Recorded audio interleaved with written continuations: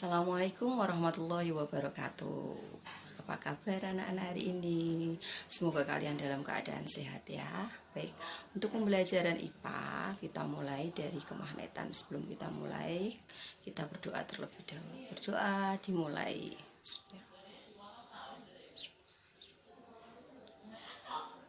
Selesai, kalian siapkan alat-alat yang digunakan. Salah satunya adalah ballpoint, buku, dan buku ajar. Baik, langsung masuk ke kemagnetan ya. Kemagnetan. Nah, di sini ada kompetensi dasar kita, yaitu menyelidiki gejala kemagnetan dan cara membuat magnet, di mana ada 5 indikator yang harus kita pelajari. Yang pertama menjelaskan sejarah magnet, yang kedua menunjukkan sifat kutub magnet, yang ketiga menjelaskan cara membuat magnet, yang keempat memaparkan teori tentang kemagnetan, dan yang kelima adalah menunjukkan medan magnet di sekitar kawat berarus listrik. Baik, selanjutnya, nah kalian bisa lihat ada seorang kakek-kakek di mana tubuhnya tertempel benda-benda logam. Nah, apa tuh yang terjadi pada kakek tersebut? Apakah kakek tersebut adalah juga dia mengandung magnet? Marilah kita pelajari untuk pembelajaran selanjutnya. Di sini kalian bisa lihat slide-nya, sejarah kemagnetan. Lebih dari 2000 tahun yang lalu, orang Yunani yang hidup di Magnesia itu menemukan sebuah batu. Nah, batunya itu batu yang bisa menarik benda-benda logam, sehingga mereka mengatakan batu itu sangat istimewa. Nah, para ahli akhirnya menyelidiki. Oh, ternyata batu tersebut adalah batu magnetik ya, yang orang katakan sekarang adalah dikatakan sebagai magnet. Nah, di sini pada tahun dulu ya, pada zaman-zaman dahulu itu orang Cina itu sudah memakai batu tersebut sebagai sebuah alat penunjuk arah, yaitu kompas. Kalian tahu kan kompas? Nah, kalian bisa lihat gambar di bawah. Kompas sendiri itu, kompas pada zaman dahulu masih bentuknya masih sangat sederhana, tapi kalau saat sekarang sudah lebih modern ya, dimana kompas ini biasanya digunakan para pendaki gunung sebagai penunjuk arah. Baik, peta konsep dari pembelajaran kita kalian bisa baca sendiri di situ bahwa pembelajaran tentang kemagnetan itu meliputi sejarah magnet, apa itu magnet, jenis-jenis magnet, teori kemagnetan, dan medan magnet. Magnet sendiri itu apa toh? Nah, tadi saya sudah bilang secara kemagnetan, karena batu tersebut ditemukan di Magnesia, makanya disebut dengan magnet. Magnet sendiri itu apa? Magnet didefinisikan sebagai benda yang dapat menarik benda lain, diantaranya adalah logam. Nah, kutub magnet sekarang. Kutub magnet sendiri itu ada 2 macam ya, kutub utara dan kutub selatan. Kalau biasanya kalian melihat gambar magnet atau bentuk magnet yang ada dua warna, warna merah dan warna biru. Warna merah sendiri itu identik dengan kutub utara, sedangkan warna biru itu identik dengan kutub selatan. Jadi mereka memiliki 2 kutub. Kutub utara sendiri adalah kutub magnet yang menghadap ke utara ketika magnet dapat bergerak bebas, sedangkan kutub selatan kutub magnet yang menghadap ke selatan ketika magnet dapat bergerak bebas. Oke, kita lanjutkan ya. Selanjutnya adalah sifat kutub magnet. Tadi saya bilang bahwa magnet sendiri itu ada 2 macam ya, kutub utara dan kutub selatan. Apa yang terjadi ketika ada 2 kutub yang berbeda jenis didekatkan? Menurut kalian apa ya yang terjadi? Ya, betul. Kalau ada 2 kutub magnet yang berbeda jenis didekatkan, maka akan terjadi tarik-menarik. Sedangkan ketika ada 2 kutub magnet yang sejenis, contoh utara dengan utara kok didekatkan, mereka saling tolak-menolak. Jadi ada 2 kemungkinan yang terjadi ya. Kita akan lihat simulasi dari 2 kutub magnet. Kalian bisa lihat gambarnya ada selatan dan utara ya, kutub yang tidak sejenis bila didekatkan akan saling tarik menarik. Jelas ya. Selanjutnya adalah kemungkinan yang kedua. Kemungkinan yang kedua, jika ada 2 kutub magnet yang sejenis antara utara dengan utara, mereka saling tolak menolak, sehingga bisa disimpulkan bahwa kutub yang sejenis bila didekatkan akan saling tolak menolak. Oke, kita lanjutkan. Di dalam kutub magnet itu ada bagian yang bisa menarik, memiliki gaya tarik yang paling kuat. Menurut kalian yang bagian tengah atau bagian ujung? Dari gambar tersebut kalian harus bisa menjawab ya, bahwa yang memiliki gaya tarik menarik paling besar adalah pada bagian ujung-ujung magnet. Kalau di tengahnya berarti tidak bisa ada, cuman gayanya tidak sebesar gaya tarik pada bagian ujung magnet. Oke ya. Bahan magnetik. Berdasarkan sifat kemagnetan, benda dimasukkan ke dalam dua golongan. Ada benda magnetik dan benda non-magnetik. Benda magnetik itu apa? Benda yang dapat ditarik oleh magnet. Sedangkan benda non-magnetik adalah lawannya, benda yang tidak dapat ditarik oleh magnet. Kita cari contohnya. Bu Wa'dat punya 3 contoh, baja, besi, kertas. Menurut kalian yang mana ya yang masuk magnetik? Jelas sekali di situ ada baja dan besi. Sedangkan kertas sendiri adalah masuk ke benda non magnetik. Kalian bisa nanti cari contoh di rumah. Kalau yang bisa ditarik oleh magnet, oh iya dia masuk ke benda magnet. Kalau tidak bisa, berarti dia benda non magnetik, ya. Sedangkan berdasarkan gaya tariknya terhadap magnet, benda dimasukkan ke dalam 3 jenis. 1 benda feromagnetik, 2 benda paramagnetik, yang tengah itu paramagnetik. Yang ketiga adalah diamagnetik. Feromagnetik itu apa? Benda yang dapat ditarik magnet dengan kuat. Contohnya besi, baja, nikel, dan kobalt.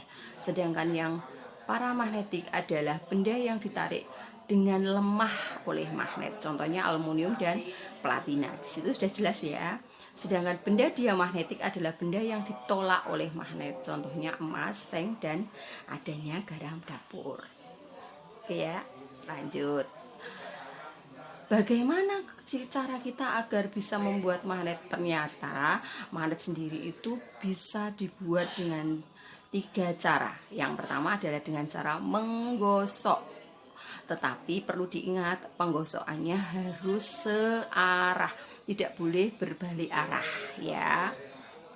Selanjutnya ada cara yang kedua, yaitu dengan menggunakan arus listrik.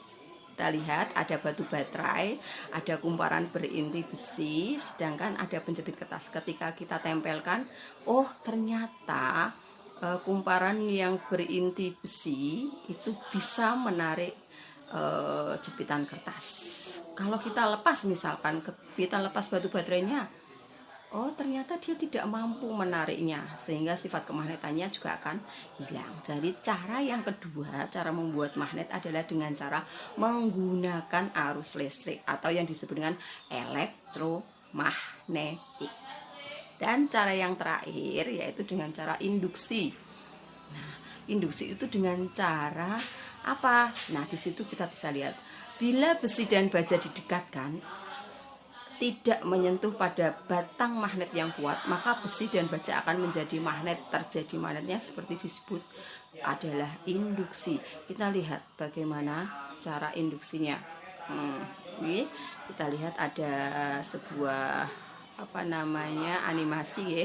Itu ada magnet, ketika kita dekatkan dengan baja atau besi, ternyata baja yang bawahnya bisa menarik atau menarik benda-benda logam. Ya, itu adalah dengan cara induksi. Oke. Nah, ini ada magnet tetap dan magnet sementara. Magnet tetap itu magnet yang memiliki sifat tetap, tetapi magnet sementara magnet yang sifatnya hanya sementara. Baik. Sifat kemagnetan itu bisa hilang ketika kita apakan. Nah, cara kemagnetan bisa hilang itu dengan cara apa? 1, pemanasan. 2, dengan cara pemukulan. Yang ketiga, dengan menggosokkan bolak-balik. Dia tidak searah ya. Dan yang keempat, penyimpanannya salah. Nih, kita bisa lihat penjelasan selanjutnya. Ya. Nah, jenis-jenis magnet. Magnet sendiri itu ada dua macam jenisnya, magnet alam dan magnet buatan. Magnet alam itu apa? Berarti magnet yang terjadi melalui proses alamiah. Sedangkan magnet buatan, magnet yang memang sengaja dibuat oleh manusia untuk kebutuhan manusia. Oke ya. Ditinjau dari sifatnya, tadi Bu Ata sudah bilang bahwa magnet itu ada dua macam berdasarkan sifatnya, magnet sementara dan magnet tetap. Magnet sementara adalah magnet yang sifat kemagnetannya mudah hilang atau hanya bersifat sementara. Sedangkan magnet tetap adalah magnet yang sifat kemagnetannya tidak mudah hilang. Oke, lanjut. Macam-macam bentuk magnet.